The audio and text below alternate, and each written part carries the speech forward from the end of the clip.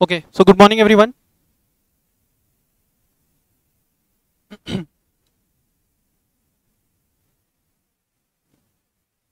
देखो, आज की क्लास में we are going to start with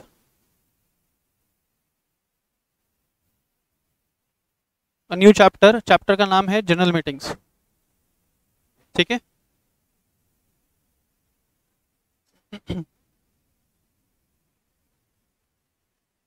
general meetings chapter का वेटेज एग्जाम के अंदर कम से कम बता रहा हूँ 8 से 12 नंबर.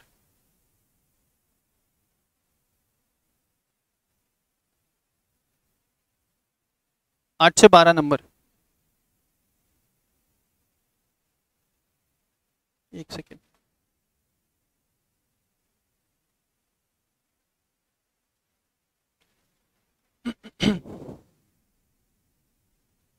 अच्छा, it will be a long chapter, तो 5 से 7 क्लास लगेगा इसको कंप्लीट करने में. और पहले के 2 से 3 क्लासेस में we will not be referring any notes. ठीक है.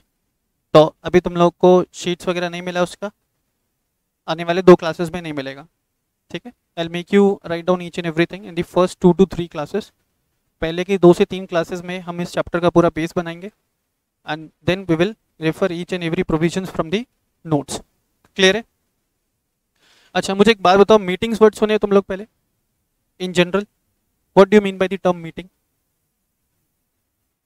मीटिंग्स का क्या मतलब होता है? कोई भी बच्चा या बच्ची. People come together to discuss something. Okay, any other answer? ये पेन दूसरा लेकर के आना. People come together to discuss something. कोई और आंसर? जहाँ पे 2 या 2 से अधिक लोग कोई डिसीजन लेने के लिए एक स्पेसिफाइड टाइम पे मिलते हैं. Okay, any other answer? Meeting word तो सुना ही रहेगा ना. Any other student, any other answer? हाँ, मीटिंग का यहाँ पे जो लिटरल मीनिंग होना चाहिए वो है मीटिंग ऑफ माइंड्स ऑफ 2 और मोर पर्सन. ठीक है. On any specific subject matters. लिख लो पहले ऐसा. Meeting of minds of 2 or more person on any specific subject matter. On any specific subject matter.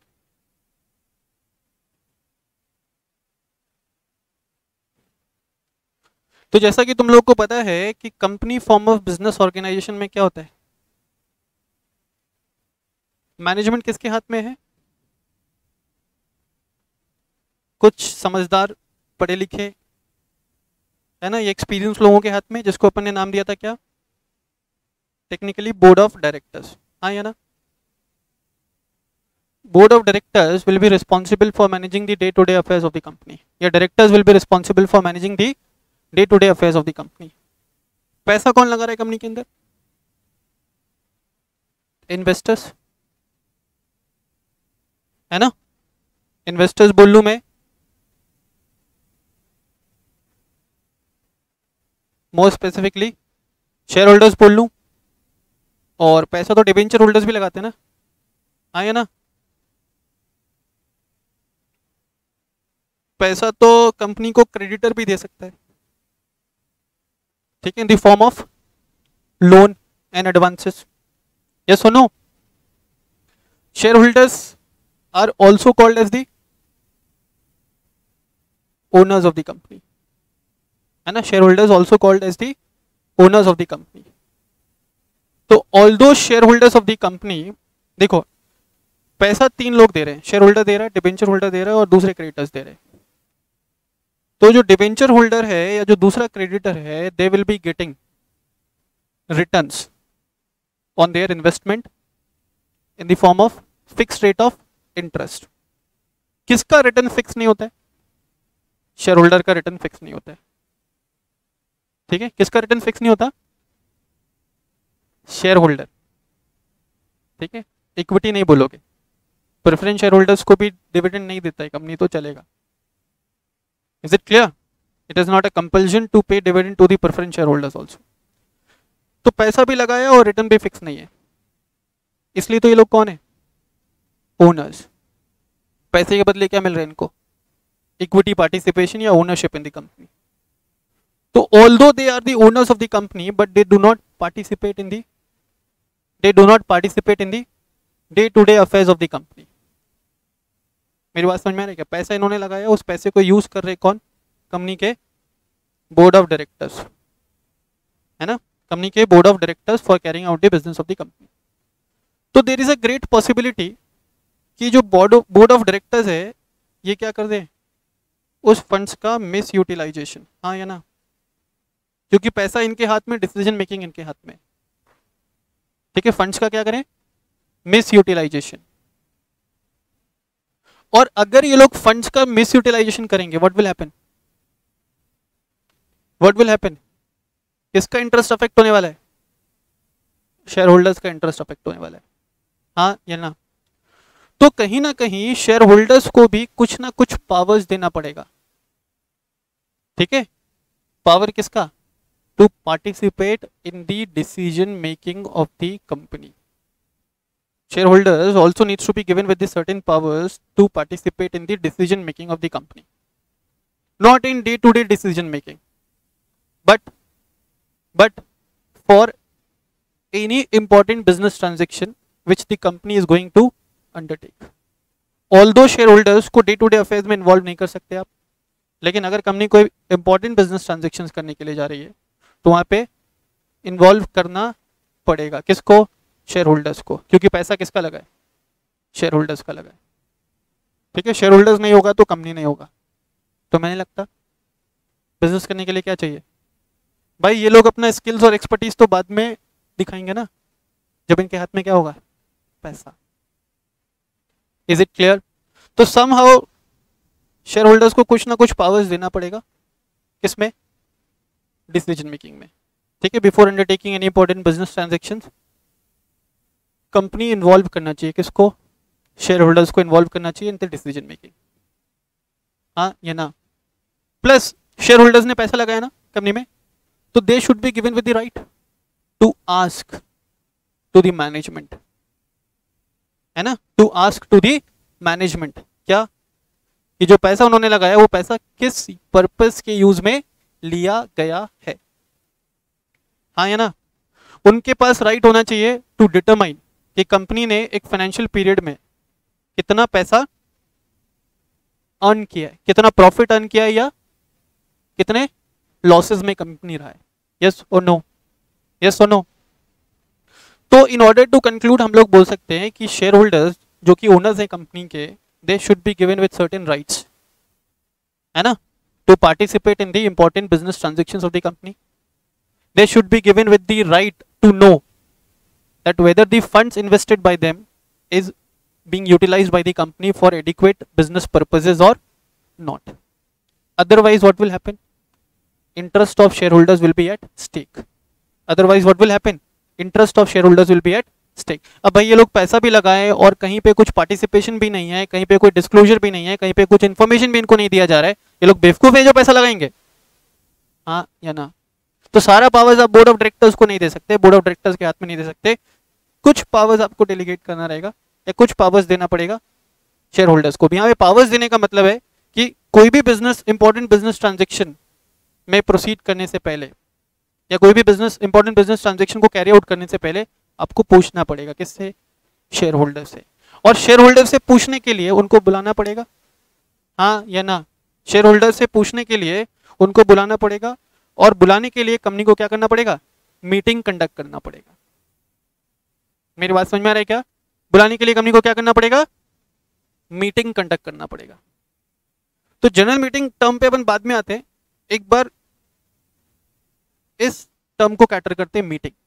Meeting का इन जनरल अगर मैं मतलब समझूं तो दो या दो से अधिक लोग इकट्ठे हो रहे हैं to discuss any subject matter, और वो सब्जेक्ट मैटर को डिस्कस करने के पीछे क्या पर्पस है? डिसीजन लेना। वो सब्जेक्ट मैटर को डिस्कस करने के पीछे क्या पर्पस है? To take any important business decisions. Yes or no? Yes sir. तो in a company form a business organization, in a company form a business organization meetings जो हैं वो बेसिकली 3 प्रकार की हो सकती है. मीटिंग्स जो है बेसिकली 3 प्रकार से हो सकता है. पहला है बोर्ड मीटिंग, दूसरा है जनरल मीटिंग एंड तीसरा है क्लास मीटिंग. ठीक है, मीटिंग बेसिकली 3 प्रकार के से हो सकता है, board meeting, then general meeting, then class meeting. Board meeting का मतलब है meeting of board of directors of company, meeting of board of directors of company. तो जैसा कि मैंने बोला कि meeting of board of directors of company, इसका मतलब क्या कि बोर्ड मीटिंग में किसका इन्वॉल्वमेंट नहीं रहेगा, शेयर होल्डर्स का इन्वॉल्वमेंट नहीं रहेगा, शेयर होल्डर्स का पार्टिसिपेशन नहीं रहेगा. तो सर आप ऐसा भी तो बोलो कि कंपनी लॉ मैटर्स में कुछ पावर्स ऐसे हैं जो बोर्ड ऑफ डायरेक्टर्स खुद से एक्सरसाइज कर सकते हैं without discussing it with the share holders of the company. मेरी बात समझ में आ रहा है क्या? Company form a business organisation में कुछ डिसीजंस बोर्ड ऑफ डायरेक्टर्स अपने लेवल पे ले सकते हैं जिसमें they need not to involve share holders, जिसमें they need not to involve share holders of the company. Yes और नो? कुछ डिसीजन लेने के लिए उनको इन्वॉल्व करना पड़ेगा, किसको? शेयर होल्डर्स को. ठीक है, तो जनरल मीटिंग है दूसरा, मीटिंग ऑफ शेयर होल्डर्स या meeting of members of company. ठीक है, मीटिंग ऑफ शेयर होल्डर्स और members of the company, general meeting. Third है क्लास मीटिंग. क्लास मीटिंग का मतलब है meeting of a particular class of shareholder, नहीं बोल रहा मैं, stakeholders of the company. मान लो कि कंपनी का ना क्रेडिटर से पंगा चल रहा है, क्रेडिटर्स पैसा मांग रहे हैं, कंपनी पैसा देने के सिचुएशन में नहीं है, कंपनी का बहुत जबरदस्त पंगा चल रहा है, किसके साथ? क्रेडिटर्स के साथ. तो क्रेडिटर्स के साथ मीटिंग करेंगे. कंपनी का पंगा चल रहा है डिबेंचर होल्डर्स के साथ, डिबेंचर होल्डर्स के साथ मीटिंग करेंगे. कंपनी का पंगा चल रहा है एक particular class of share holders के साथ, तो जिस क्लास ऑफ शेयर होल्डर्स के साथ पंगा चल रहा है ना, सिर्फ उन्हीं को बुलाएं ना, रादर देन. मेरी बात समझो, अगर मेरा पंगा चल रहा है इस बैच के स्टूडेंट से, तो पूरे इंस्टीट्यूट के स्टूडेंट्स को बुलाने से कोई मतलब है? हाँ या ना? मेरा पंगा सिर्फ इस बैच के स्टूडेंट्स है, तो इस बैच के स्टूडेंट्स को ही मैं बुलाऊंगा ना. और अगर कोई ऐसा सब्जेक्ट मैटर है जिससे interest of all the students studying at this institute will be affected, for example we want to change the location, हम ये लोकेशन चेंज करना चाहते हैं, यहाँ से 2 किलोमीटर आगे जाना चाहते हैं या पीछे जाना चाहते हैं, तो उससे सारे स्टूडेंट्स का इंटरेस्ट अफेक्ट होगा ना. तो वहां पे मुझे सारे स्टूडेंट्स को बुलाना पड़ेगा. मुझे इस पर्टिकुलर बैच का टाइमिंग चेंज करना है, सुबह 5:30 बजे से क्लास लगाना है, तो क्या इससे दूसरे स्टूडेंट्स का इंटरेस्ट अफेक्ट होगा? नहीं. तो उसके लिए मैं क्या करूं? सिर्फ इस बैच के स्टूडेंट्स को बुलाऊं. उसको मैंने क्या बोला? Class meeting. तो लिखना meeting of a particular class of stakeholders of the company, meeting of a particular class of stakeholder of the company. Class meeting के अंदर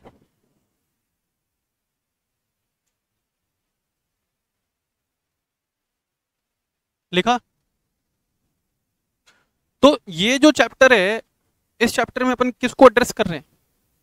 provisions relating to general meeting. Clear है? Provisions relating to general meeting हम लोग address करेंगे इस particular chapter के अंदर.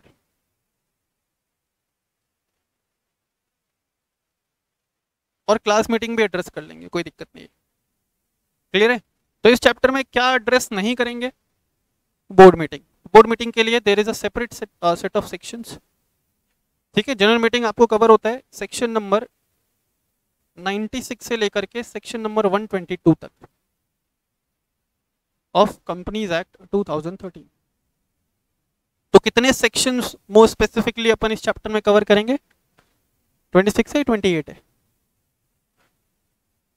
96 से कैलकुलेट करो ना.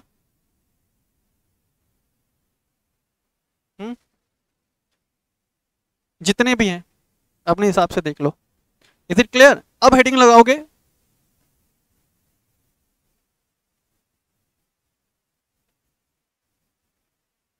जनरल मीटिंग्स, ठीक है? तो तुमको ये समझ में आया जनरल मीटिंग का मतलब क्या?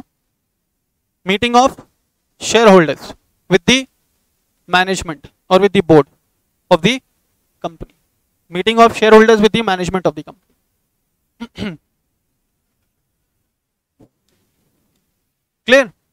अब देखिए आगे, जनरल मीटिंग जो है ना वो बेसिकली दो प्रकार की हो सकती है। जनरल मीटिंग बेसिकली दो प्रकार का हो सकता है, दो टाइप्स का हो सकता है। It can either be annual general meeting,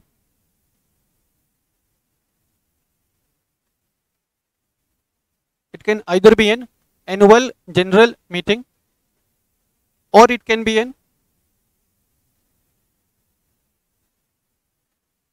yes extraordinary general meeting।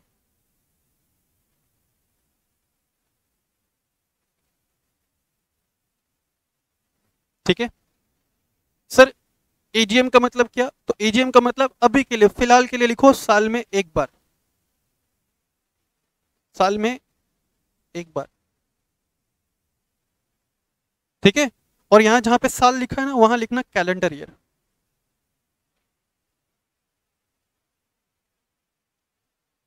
Calendar year कब से कब तक चलता है हमें क्या पता?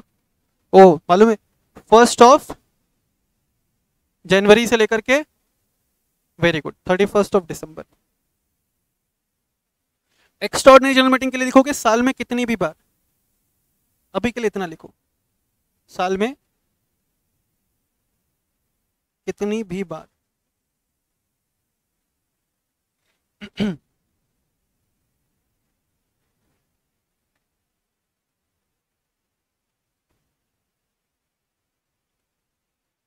क्लियर?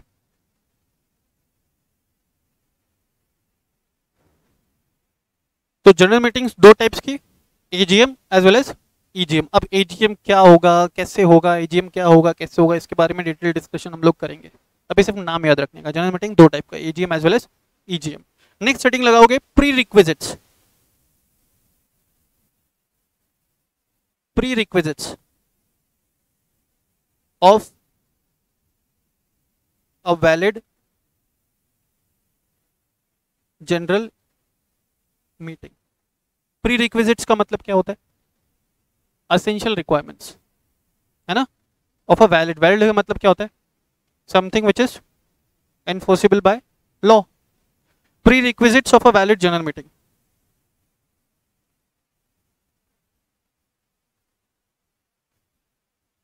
लिखा? तो सर आप जब बोल रहे हो pre requisites of a valid general meeting, यहाँ पे जो भी चीजें आप पढ़ाओगे वो दोनों केसेस में एप्लीकेबल होगा। It shall be applicable for AGM as well as it shall also be applicable for EGM. मेरी बात समझ में आ रही है क्या? जो आप यहाँ पे चीजें पढ़ाने वाले हो ना सर इस पैराग्राफ के अंदर, वो AGM as well as EGM दोनों के लिए एप्लीकेबल होगा। Is it clear? तो 4 प्री रिक्विजिट्स हैं। पहला क्या हुआ? पहला लिखिए requirement, it must be called upon by the board of directors of the company।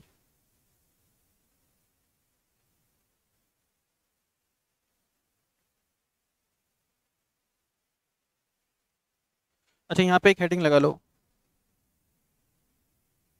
Proper authority to call GM. ये पहला है, इसके अंदर ये पॉइंट नंबर ए है, proper authority to call GM. ये पहला प्री रिक्विजिट है, या पहला एसेंशियल रिक्वायरमेंट है।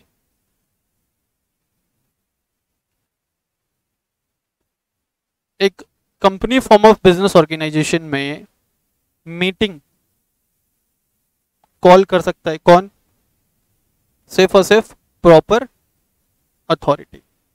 तो प्रॉपर अथॉरिटी में सबसे पहले जो प्रॉपर अथॉरिटी है वो कौन है? कंपनी का board of directors. Board of directors have the power to call general meeting of any company.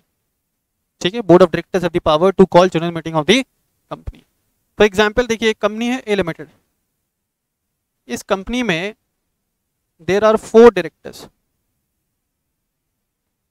ठीक है, इस कंपनी में there are 4 directors, A B C and D. And mister D has called an extraordinary general meeting on, let's say, 2nd of September 2023. Whether the meeting is valid?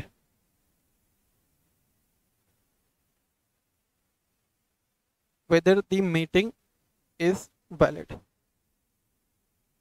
Answer is yes or no.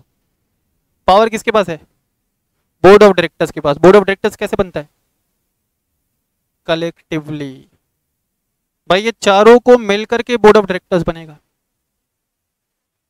ठीक है, चारों को मिलकर के board of directors बनेगा। तो board of directors के पास पावर है, ना कि डायरेक्टर के पास। Is it clear? तो यहां पे मिस्टर डी ने जो ईजीएम बुलाया वो ईजीएम वैलिड नहीं है। Is it clear? लिखिए पहले इसको। नहीं मैडम, मेजॉरिटी वाला कोई सीन नहीं होगा। बोर्ड ऑफ डायरेक्टर्स के पास पावर है to call general meeting.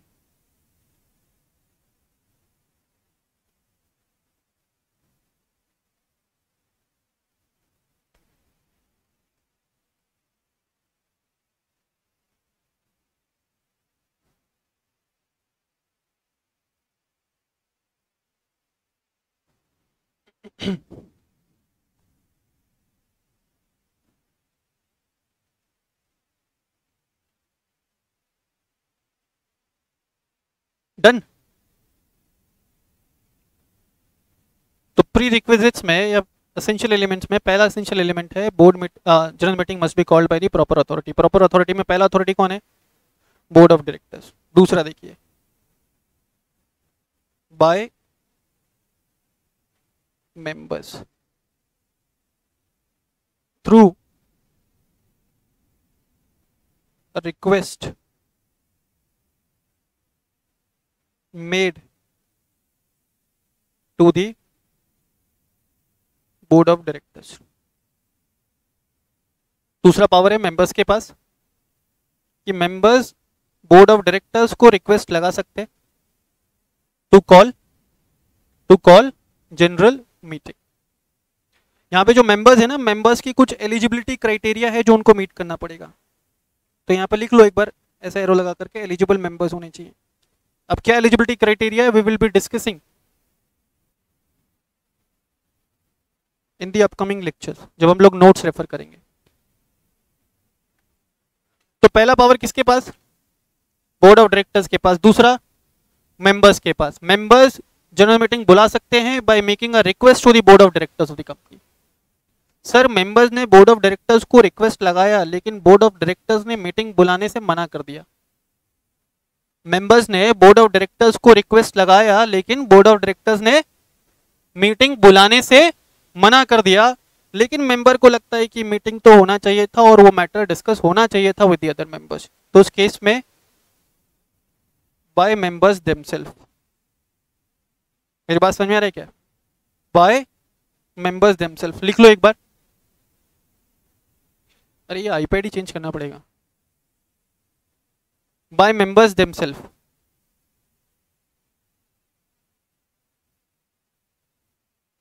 Bye members themselves. हाँ, पहले तो बोर्ड ऑफ डायरेक्टर्स को रिक्वेस्ट लगाया, बोर्ड ऑफ डायरेक्टर्स ने मना कर दिया, तो मेंबर खुद से बुला सकता है। अब वो कैसे बुलाया जाएगा, क्या प्रोविजन है, वो सब मैं डिस्कस करूंगा। मैंने बोला ना अभी फर्स्ट 2 लेक्चर्स में हम लोग क्या कर रहे हैं, सिर्फ एक आउटलाइन प्रिपेयर कर रहे हैं, सिर्फ एक बेस बना रहे हैं इस चैप्टर का। क्लियर है? By members themselves. तो 3 लोग हो गए प्रॉपर अथॉरिटी में। पहला बोर्ड ऑफ डायरेक्टर्स, दूसरा members through a request made to the board of directors by members themselves. चौथा लिखो बाय एनसीएलटी, बाय एनसीएलटी।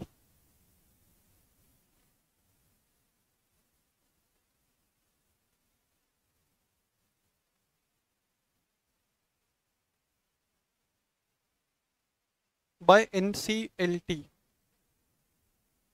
अब जो लिखा है ना बाय एनसीएलटी, वहां पे लिखना बुरे से बुरे हालात में, बुरे से बुरे हालात में ब्रैकेट करके लिखने का। एनसीएलटी में call general meeting of any company.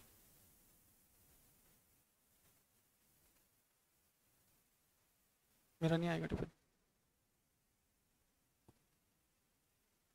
ठीक है।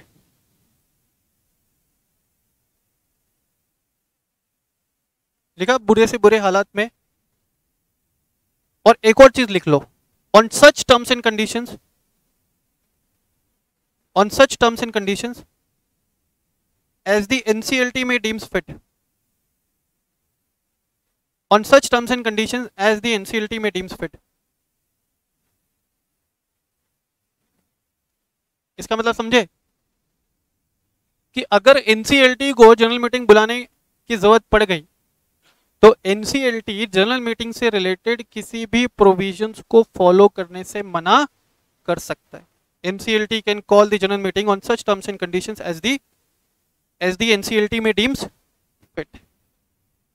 Is it clear? सबको समझ में आ रहा है?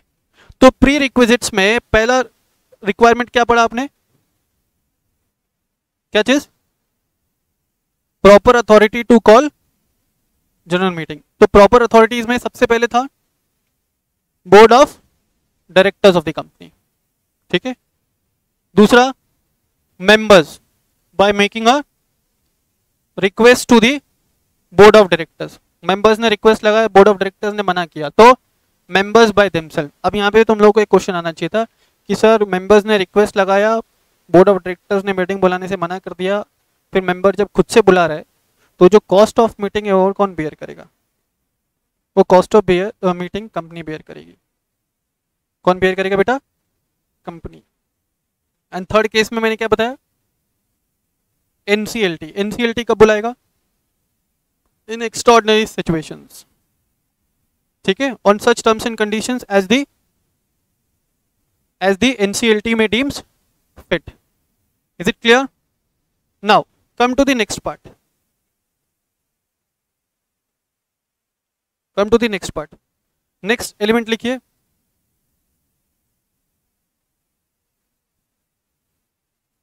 नेक्स्ट एसेंशियल एलिमेंट लिखिए, proper notice must be sent. Heading लगाइए, proper notice must be sent.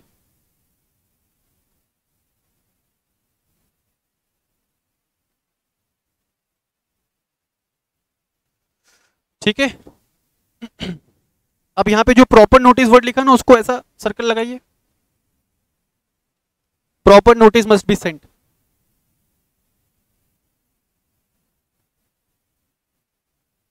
ठीक, लिखो यहां पे प्रॉपर नोटिस का मतलब क्या है।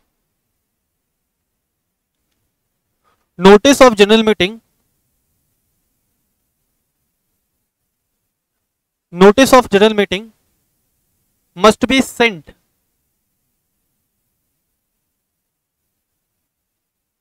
notice of general meeting must be sent at least 21 clear days, 21 clear days before the meeting।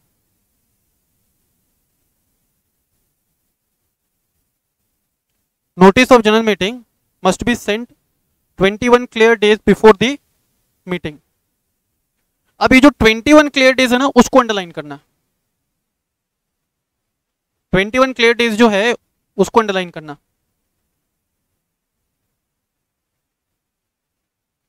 ठीक, इसका पासवर्ड डाल के दे।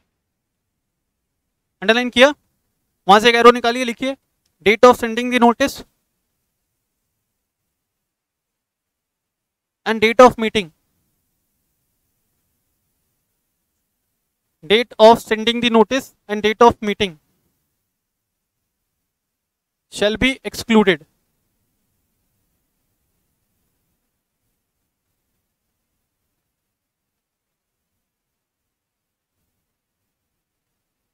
ठीक है, date of sending the notice and date of meeting shall be excluded. कर जो भी करना है।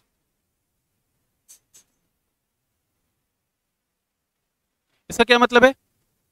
21 क्लियर डेज का मतलब है कि भाई जिस दिन तुमने नोटिस भेजा और जिस दिन मीटिंग है उसके बीच का जो टाइम गैप है वो कितना होना चाहिए? कम से कम 21 डेज होना चाहिए। ये कम से कम है। एक कंपनी ने जनरल मीटिंग बुलाने के लिए 75 दिन पहले नोटिस भेज दिया, चलेगा क्या? चलेगा। मेरी बात समझ में आ रहा है क्या? यहाँ पर टर्म क्या यूज किया अपन ने? At least 21 days. तो मेरे को एक बात बताओ, मेरा एक कंपनी है एबीसी लिमिटेड, उसको 14th ऑफ सितंबर को मीटिंग बुलाने का है, जनरल मीटिंग बुलाने का है। What will be the last day of sending the notice? Please calculate. 14th of सितंबर को मीटिंग बुलाना है, ठीक है, 14th ऑफ सितंबर को मीटिंग बुलाना है। What will be the last date of sending the notice?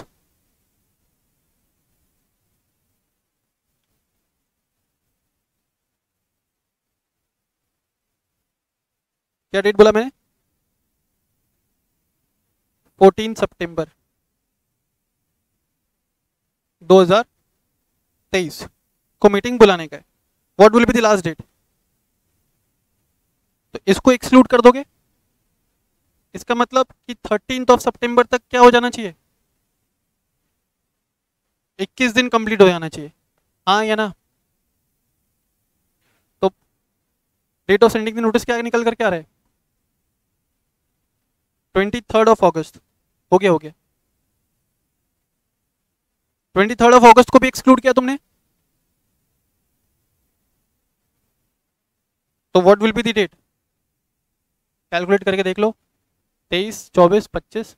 अच्छा, एग्जाम में क्वेश्चन है ना, इसको ना ऐसा फिंगर पे कैलकुलेट करना, क्वेश्चन आता है, ठीक है? अपनी होशियारी मत दिखाना, ठीक है? तुमने 22 देखा ना, 22 है ना, तो कहां से कैलकुलेट करोगे? 23, 24, 25, 26, 27, 28, 29, 30। अगस्त में 31 भी होता है। 31, 1, 2, 3, 4, 5, 6, कितने हो गए? 15 और 6 और, है ना? 7, 8, 9, 10, 11, 12। मीटिंग कब था मेरा? 13 और 14, तो कितने दिन हो गए यहाँ पे? 22 हो गए ना? 14 को मीटिंग है तो 12 तक ही 22 हो गए ना? डेट ऑफ मीटिंग क्या था मेरा? 14th ऑफ सितंबर। इसको एक्सक्लूड करूंगा, date of sending the notice को एक्सक्लूड करूंगा। मेरी बात समझ में आ रहा है क्या? ऐसा लिख लेने का, date of sending the notice and date of meeting के बीच में ये टाइम गैप कम से कम 21 डेज का होगा। Is it clear? Excluded, excluded, at least है ये, इससे ज्यादा का लेंथ हो सकता है। समझ में आ रहा है? सर ये 21 दिन पहले नोटिस क्यों भेजते? नहीं, देखो, कंपनी जब नोटिस भेजती है ना, तो नोटिस में पर्पस ऑफ मीटिंग भी डिफाइन करती है। अभी बताऊंगा थोड़ी देर में। Agenda of meeting will be given in the notice. ठीक, मैंने अभी आपको स्टार्टिंग में बताया कि मीटिंग क्यों बुला रही है company, to discuss important business transactions. अब company important business transactions discuss करना चाहती है मेंबर से। मेंबर कंसेंट देगा या डिसेंट देगा, सहमति देगा या उसके अगेंस्ट जाएगा, वो डिपेंड करता है कब? जब वो समझे कि वो बिजनेस ट्रांजेक्शन है क्या, या उस बिजनेस ट्रांजेक्शन का क्या इंपैक्ट पड़ेगा कंपनी पे या खुद पे, हाँ या ना? तो 21 दिन पहले नोटिस इसलिए भेजा जा रहा है so as to give a sufficient time period to the members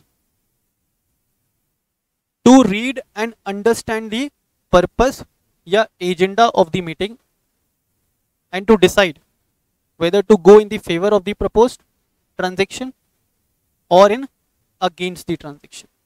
मेरी बात समझ में आ रही है क्या? यही लॉजिक है 21 क्लियर डेज पहले नोटिस भेजने का, कि मेंबर्स को सफिशिएंट टाइम पीरियड मिले, ठीक है, एजेंडा ऑफ द मीटिंग पढ़ के समझने के लिए और डिसाइड करने के लिए कि उनको उस ट्रांजेक्शन के फेवर में जाना है या उसके अगेंस्ट में जाना है। कब? जब वो मीटिंग अटेंड करने जाएंगे। इज इट क्लियर सबको? फिर यहां पे बोला गया if the notice is sent through registered post, if the notice is sent through registered post, then it shall come into effect, then it shall come into effect after 48 hours of dispatch of notice. देखो, जब notice भेज रही ना company, तो notice भेजने के काफी सारे तरीके अवेलेबल है। पहला तरीका है by hand delivery. Hand delivery मतलब समझते हो कि घर घर जा करके ऐसा बेल बजाए और नोटिस थमाए। पॉसिबल है क्या आज के टाइम पे? दूसरा है थ्रू इलेक्ट्रॉनिक मीन्स। कंपनी सबके रजिस्टर्ड मेल आईडी पे नोटिस भेज दे, या एक व्हाट्सएप ग्रुप बना रखा है कंपनी ने, टेलीग्राम ग्रुप बना रखा है, सारे मेंबर्स को जोड़ रखा है, उस पर भेज दे। भेज सकती है क्या? भेज सकती है। बोला by hand delivery practically not possible, electronic means सबसे ज्यादा फिजिबल है, और तीसरा है क्या? By registered post. अब रजिस्टर्ड पोस्ट के थ्रू अगर भेजेगी ना कंपनी, तो कंपनी को क्या इनकर करना पड़ेगा? एक्सपेंसेस। रुक जाना भाई। अगर कंपनी रजिस्टर्ड पोस्ट से भेज रही है नोटिस, तो नोटिस इफेक्ट में कब आएगा? 48 आवर्स ऑफ इट्स डिस्पैच।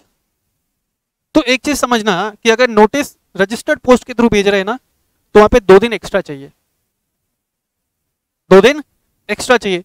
उस केस में भी date of sending the notice and date of meeting shall be excluded. तो नॉर्मली जो आप 21 दिन लेकर के चल रहे थे ना, अगर रजिस्टर्ड पोस्ट के थ्रू भेज रही है, तो वहां पे कितना दिन ले लेंगे गैप? गैप कितना ले लेंगे? 23 डेज का गैप ले लेंगे। इज इट क्लियर सबको? चलो फिर से एक बार। नोटिस ऑफ जनरल मीटिंग, मैंने यहाँ पे बोला नोटिस ऑफ जनरल मीटिंग, इसका मतलब चाहे वो एजीएम हो चाहे ईजीएम हो, है ना। Notice of general meeting must be Saint at least 21 clear days before the meeting. While calculating 21 clear days, date of sending the notice and date of meeting shall be excluded. And in case if the notice is sent through registered post, तो 2 दिन extra लेंगे, because तब माना जाएगा कि notice effect में आया है after 48 hours of the dispatch of notice. 48 hours of the dispatch of notice. Is it clear सबको? लिख लीजिए, ये लाइन लिख लो। If the notice is sent through registered post, then it shall come into effect after 48 hours of the dispatch of notice.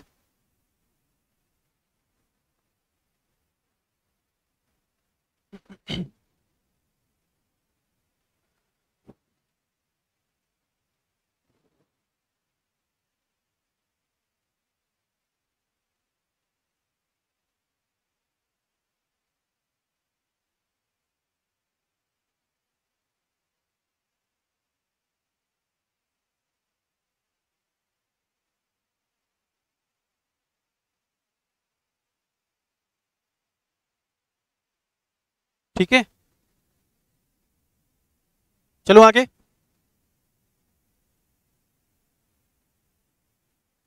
चल दूं आगे? देखिए, तो अपन ने सबसे पहले अभी क्या डिटरमाइन किया? अभी अपन ने डिटरमाइन किया लेंथ ऑफ नोटिस, कि नोटिस कितने दिन पहले जाना चाहिए, है ना। नेक्स्ट लिखेंगे इसी के अंदर एक सब पॉइंट, नोटिस टू हुम। समझते हो? नोटिस टू हुम किसको भेजने का है? नोटिस कब जाएगा ये अपन ने डिस्कस किया, नोटिस किसको जाएगा वो अपन देखेंगे, नोटिस टू होम। तो notice of general meeting must be send to every, किसका मीटिंग है बेटा, मेंबर्स का, to every members of the company. Notice of general meeting must be send to every members of the company. Sir अगर कोई member का death हो गया तो legal representative of member,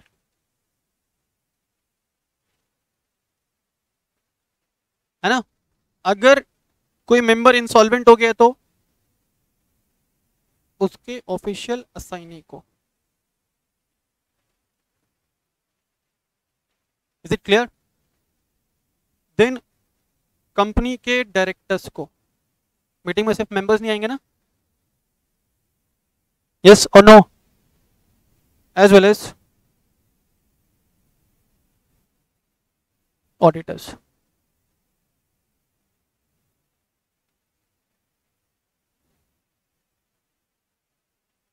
done. तो इन लोगों को नोटिस जाएगा जनरल मीटिंग का, ठीक है। इन फॉलोइंग लोगों को नोटिस जाएगा जनरल मीटिंग का, members, legal representative, official assignee, directors as well as auditors. अब समझना, एक कंपनी है ए लिमिटेड और इस कंपनी के 10 लाख मेंबर्स हैं। कितने मेंबर्स हैं, 10 लाख मेंबर्स। कंपनी ने नोटिस भेजा 9,99,999 मेंबर्स को।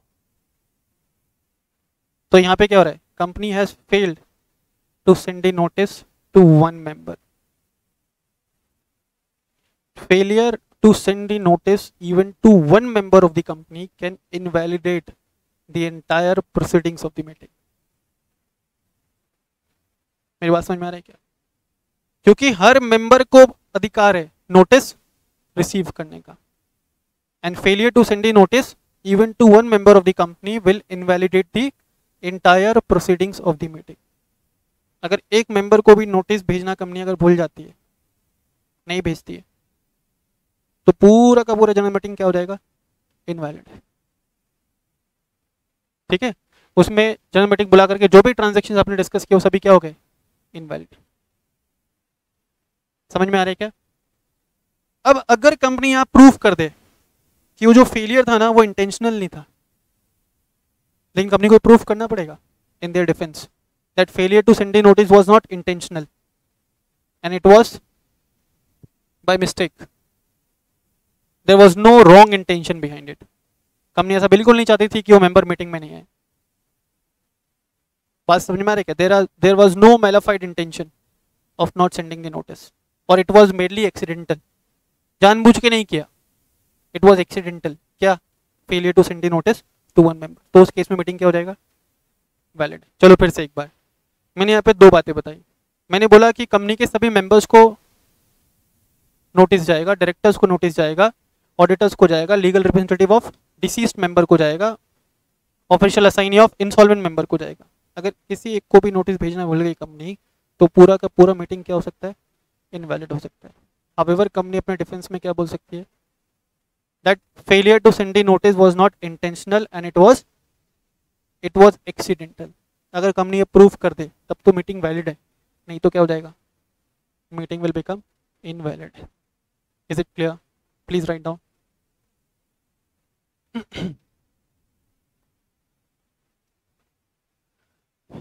लास्ट बेंच, अगर तुम एसी ऑन कर दोगे तो भला होगा। तुम इधर आ सकते हो फर्स्ट बेंच पे,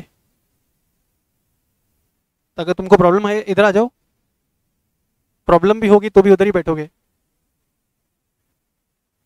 जैसी तुम्हारी इच्छा।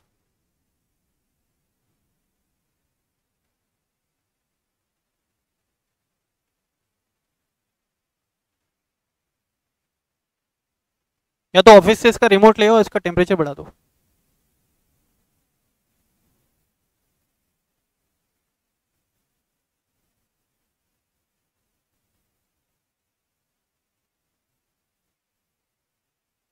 आई होप यहाँ तक सबको समझ में आया होगा। कोई बेवकूफ़ भी होगा जिसको नहीं आ रहा होगा? कोई है ऐसा जिसको नहीं आ रहा है? बोलो। Very good.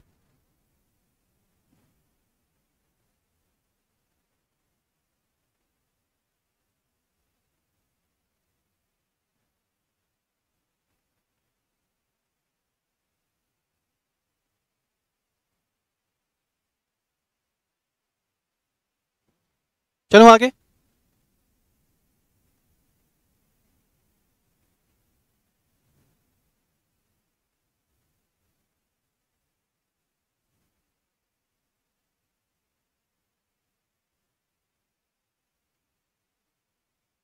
तो नोटिस ऑफ द मीटिंग में अपन ने दो पॉइंट्स डिस्कस किया। पहला क्या था? लेंथ ऑफ द नोटिस, और दूसरा क्या था? नोटिस टू हुम। थर्ड लिखिए इसमें, थर्ड सब part, contents of notice. Notice में होगा क्या? Contents of notice.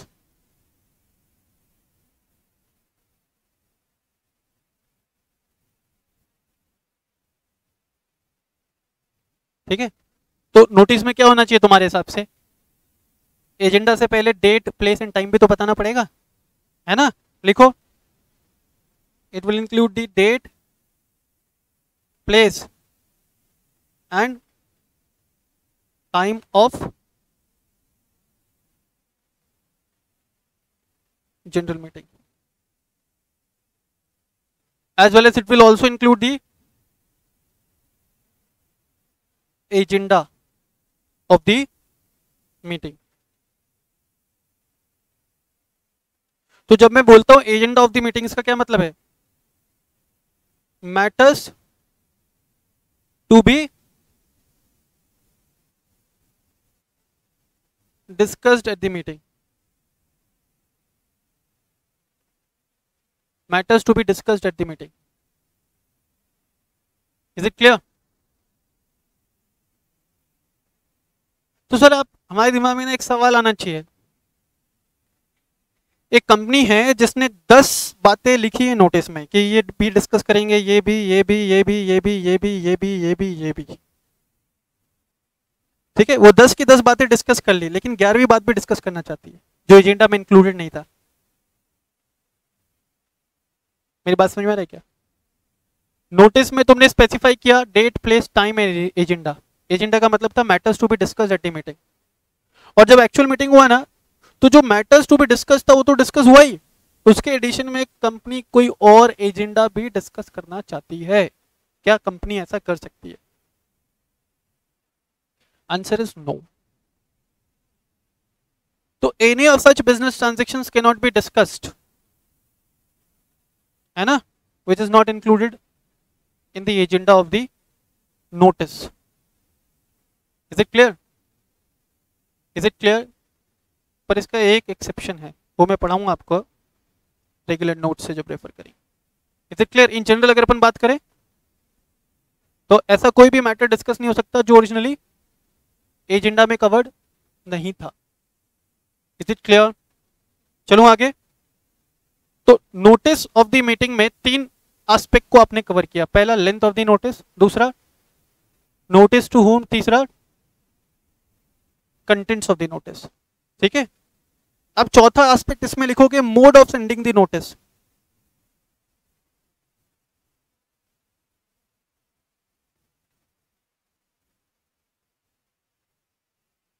Mode of sending the notice.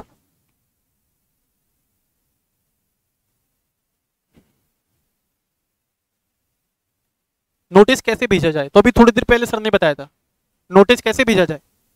Either by hand delivery, घर घर जाकर के पहुंचा दें, और थ्रू इलेक्ट्रॉनिक मीन्स, और थ्रू रजिस्टर्ड पोस्ट। लिख लीजिए, कोई और तरीका हो सकता है नोटिस भेजने का? बोलो, आंसर इज, बोलो ना। नो। कबूतर उड़ाए जा सकते हैं नोटिस लेकर के चौंच में? Answer is no.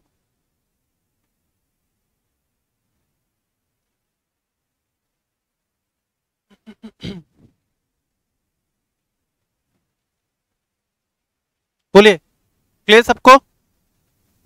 नेक्स्ट, तो ये दूसरा एलिमेंट अपन ने खत्म कर दिया है ना। पहला एलिमेंट क्या था, meeting must be called by the proper authority and the proper authority to call the general meeting is board of directors, members through request, members by themselves and NCLT, बुरे से बुरे हालात में एनसीएलटी। फिर उसके बाद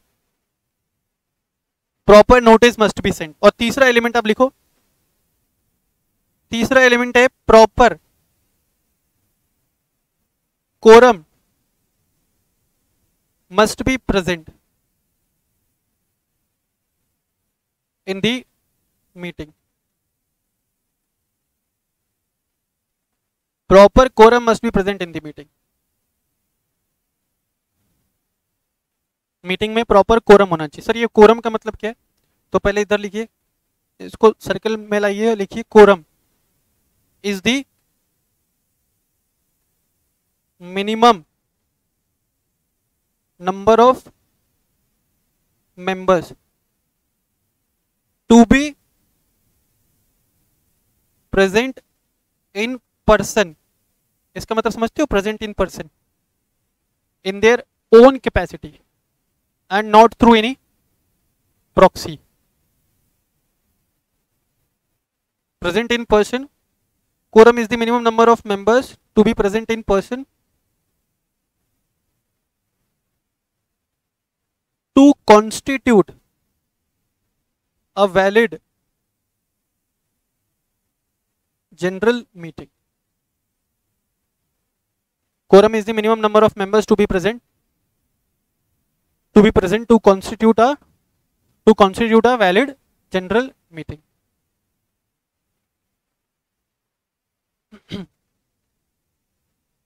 तो कम से कम इतने लोग होने चाहिए मीटिंग कन्वीन करने के लिए, नहीं तो मीटिंग क्या होगा,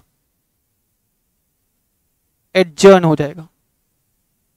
अगर किसी मीटिंग में कोरम प्रेजेंट नहीं है तो मीटिंग विल गेट एडजर्न। ठीक है, अब एडजर्नमेंट से रिलेटेड कैसे क्या प्रोविजंस होता है मैं बताऊंगा, अभी के लिए सिर्फ इतना समझो। Quorum is the minimum number of members to be present in person to constitute a valid general meeting. मान लो कि इस क्लास में लेट से 25 बच्चे हैं, मैंने बोला कि कम से कम 5 बच्चे रहेंगे ना तभी क्लास लूंगा, नहीं तो क्लास ही नहीं लूंगा। तो क्लास का कोरम कितने पे, 5 पे। Is it clear? देखिए अब कोरम से रिलेटेड क्या प्रोविजन है, देखो अभी सिर्फ स्क्रीन पे देखना, कोई लिखेगा नहीं, कोई बेवकूफी होगा जो लिखेगा। Unless the articles provides otherwise. क्या मतलब इसका, जब तक आर्टिकल कुछ और ना कहे, unless the articles provides otherwise. Private company में कोरम प्रेजेंट होगा, कोरम फॉर्म होगा 2 मेंबर्स पे, 2 मेंबर्स पर्सनली प्रेजेंट। ठीक है, 2 मेंबर्स पर्सनली प्रेजेंट। लेकिन ऊपर क्या लाइन लिखा है, जब तक आर्टिकल्स में कुछ और ना कहे। इसका मतलब कि आर्टिकल्स में कुछ और बोला तो आर्टिकल विल प्रिवेल। और आर्टिकल में 2 से कम हो सकता है क्या, नहीं। अगर 2 से कम किया तो फिर तो आर्टिकल ही गलत है भाई। कोरम का मतलब डेफिनेशन में क्या था, मिनिमम नंबर, तो ये तो मिनिमम स्टैट्यूटरी रिक्वायरमेंट, इससे कम नहीं होगा, इससे ज्यादा हो सकता है। और अगर इससे ज्यादा आर्टिकल्स में लिखा है तो क्या प्रिवेल कर जाएगा, articles will prevail. Is it clear? Private company में कोरम कितने में फॉर्म होगा, 2 मेंबर्स पर्सनली प्रेजेंट। अब अगर वो कंपनी पब्लिक कंपनी है, देखिए अगर कंपनी क्या है, पब्लिक कंपनी है और उस पब्लिक कंपनी में है अप टू 1000 मेंबर्स, तो वहां पे कोरम फॉर्म होगा 5 मेंबर्स पर्सनली प्रेजेंट पे। अगर कंपनी में 1000 से ज्यादा मेंबर्स हैं एंड अप टू 5000 मेंबर्स है तो कोरम फॉर्म होगा 15 पे। अगर उस कंपनी में 5000 से ज्यादा मेंबर्स हैं, कोरम फॉर्म होगा 30 पे। ये मिनिमम रिक्वायरमेंट है। लेकिन अगर आर्टिकल्स ने कुछ और बोल दिया तो articles will prevail over the provisions. मेरी बात समझ में आना है क्या? फॉर एग्जाम्पल देखिए, एक कंपनी है ए लिमिटेड और इस कंपनी में 6,384 मेंबर्स हैं और आर्टिकल बोलता है कि कोरम फॉर्म होगा 117 मेंबर्स पे, लास्ट बेंच। कोरम कितने में फॉर्म होगा? 117 मेंबर्स पे। एंड मीटिंग में एक्चुअली 85 मेंबर्स प्रेजेंट है, क्या कोरम बन रहा है? ए limited public company, total members कितने? 6,384। तो as per the law minimum requirement is 13, लेकिन आर्टिकल्स ने कितना बोला? 117। तो कोरम कितने पे बनेगा? 117। यहाँ पे 30 का कोई रेलिवेंसी है नहीं। Is it clear? इसलिए हमेशा ये प्रोविजन इस लाइन से ही स्टार्ट होगा, unless the articles provides otherwise. Quorum in private company shall form at 2 members personally present. In case of public company, if that public company is having up to 1,000 members, 5 members must be personally present. Company having more than 1,000 members and up to 5,000 members, so in that case 15 members personally present. Company having more than 5,000 members, तो वहाँ पे 30 members personally present. लेकिन अगर articles में कोई higher limit बोला तो articles will prevail. Is it clear? ये लिख लो तो पहले एक बार सभी लोग।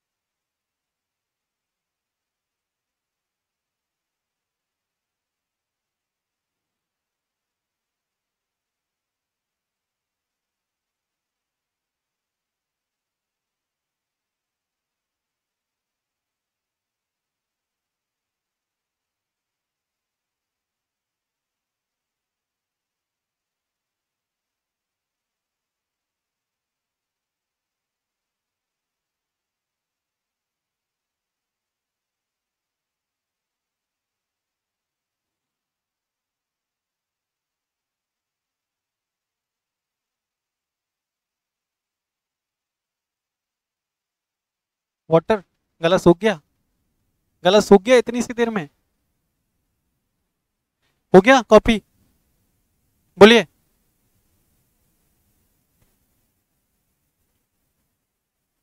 आगे लिखना।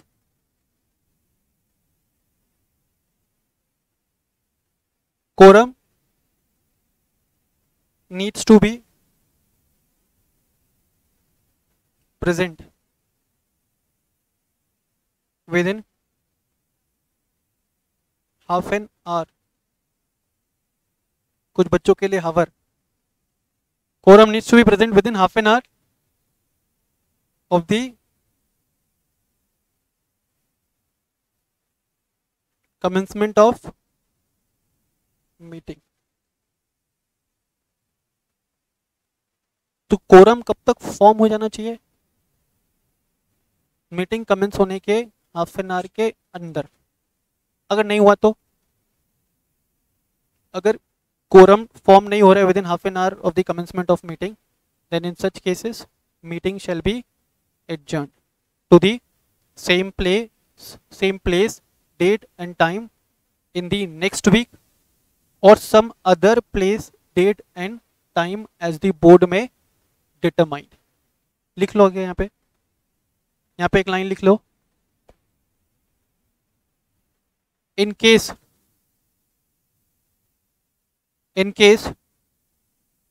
if quorum is not present, in case if quorum is not present, within half an hour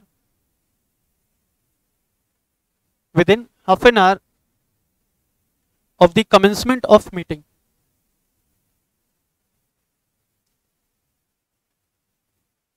Then the meeting shall stand adjourned.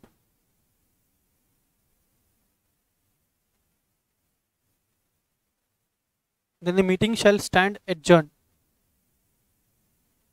to the same day, place, and time